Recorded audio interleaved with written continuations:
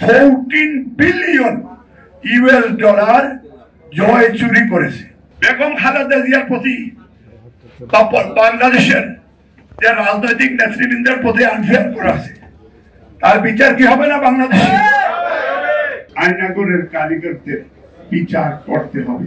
আমি ঢাকায় আসার আগে উনার সাথে কথা হয়েছে এবং উনি আজকে এখানে উপস্থিত হয়েছেন। আজকের এটা মূল আয়োজন কাল যদিও জাকারিফাই করেছেন যে আমরা প্রথমে আমার প্রাণপ্রিয় মাতৃভূমি বাংলাদেশে আমার প্রিয় সাংবাদিক ভাই বোনের, আপনারা ফেসিবাদ সরকার বিরোধী আন্দোলন আপনাদের সেই কঠিন পরীক্ষা মাধ্যমে আপনারা এই দেশের সেই কোমলমতি ছাত্রছাত্রী তাদের আন্দোলন বিএনপি দেশনায়ক তারেক রহমানের 17 বছর আকস্মিক সেই আন্দোলন দেশের বাইরে থেকে তারেক রহমান এই যুগের কালমার্ক ওনার আন্দোলন সফল হয়েছে এবং বাংলাদেশের প্রথম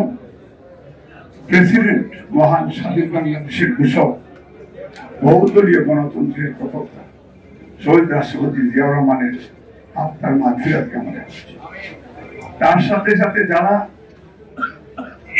মুক্তিযুদ্ধ সহ ভাষা আন্দোলন সহ বিভিন্ন গণতান্ত্রিক আন্দোলনে যারা আত্মাহুতি দিয়েছেন এবং লেটেস্ট কোটা সংস্কার আন্দোলনে যারা জীবন দিয়েছে তাদের আত্মার মাগফিরাত কামনা। তার সাথে সাথে এই সাগররুনি ওনার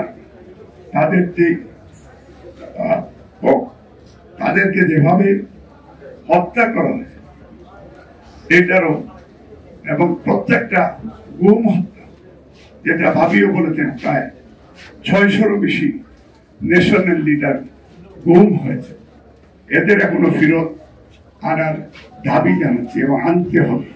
এটার একটা কনক্লুশন দিতে হবে। আয়নাগরের কারিগরদের বিচার করতে হবে এবং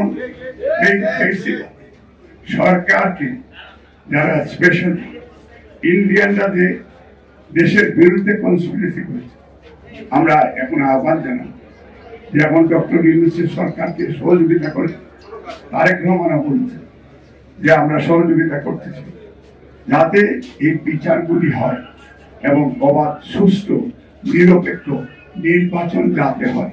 বাংলাদেশে আইনের সুশাসন, বহুদলীয় গণতন্ত্র এবং আমার মা মাদার অফ ডেমোক্রেসি, যিনি বাংলাদেশে স্বৈরাচার বিরোধী আন্দোলন করে, যিনি এই 10 বছর এই বাংলাদেশের পার্লামেন্টারি ডেমোক্রেসি ইন্ট্রোডিউস করেছে, সেই নেত্রী দেশের বাইরে যার কোনো ঠিকানা ছিল না, সেই নেত্রী এখন এটা প্রমাণ করেছে যে সত্যিকার অর্থে উনি আমাদের মা, মাদার অফ ডেমোক্রেসি।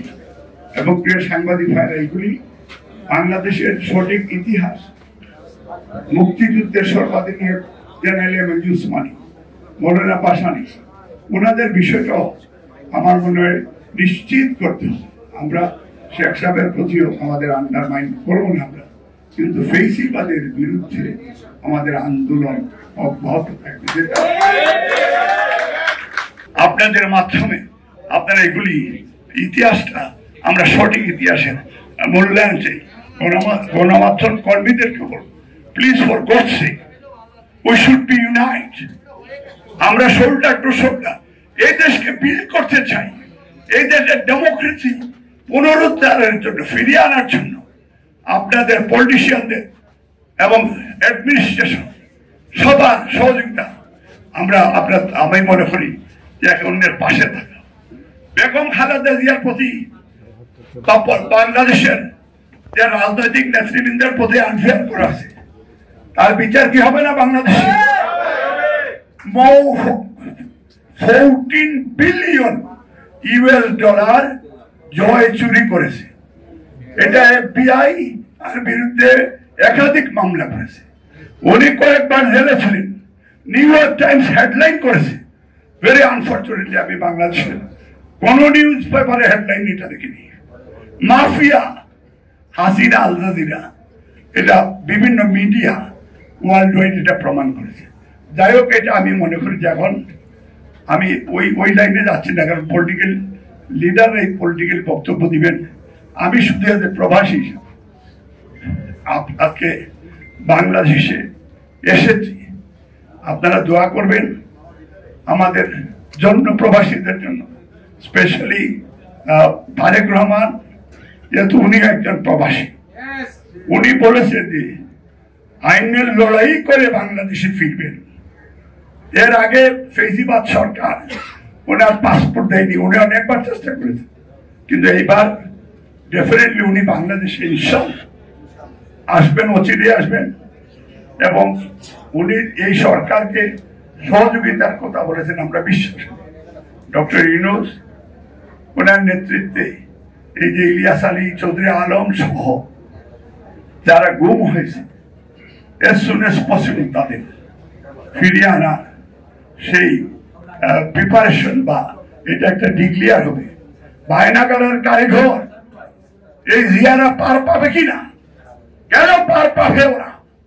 এই যে উচ্চবিলাসী কিছু সংখ্যক সেনা কর্মকর্তা লাস্ট সরকারকে ইলিগেলি তার হেল্প করেছে, কিছু সংখ্যক উচ্চবিলাসী পুলিশ কর্মকর্তা মধ্যরাত্রে নির্বাচন করেছে, জাতিকে ছোট করেছে, লজ্জিত করেছে।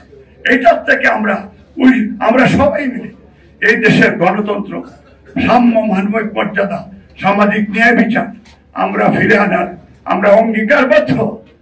সংবাদ, ফিচার ও অনুষ্ঠানের জন্য ভিজিট করুন সংবাদ প্রকাশের ওয়েবসাইট এবং যুক্ত থাকুন ফেসবুক পেজ ও ইউটিউব চ্যানেলের সঙ্গে।